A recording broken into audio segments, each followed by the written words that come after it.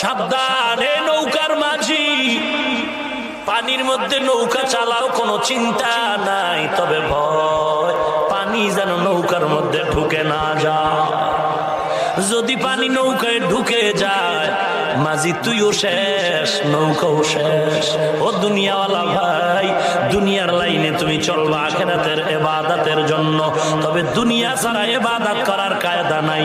তবে খবরদার দুনিয়া যেন তোমারে গ্রাস করে না নেয়।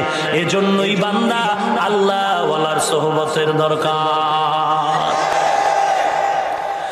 আল্লাহর নবী বলেন, যারা দুনিয়াকে আপন মনে করে নিবে আখিরাতকে বরবাদ করে দিবে। ক্বালান নবী সাল্লাল্লাহু আলাইহি ওয়া আলিহি ওয়া সাল্লাম, মান আহাব্বা দুনিয়াহু ওয়া যাররা বিআখিরাতিহি ওয়া মান আহাব্বা আখিরাতাহু ওয়া যাররা বিদুনিয়াহু ফাআসিরু মা ইয়াবকা আলা মা ইয়াফনা। দুনিয়া যারা আপন করে নিল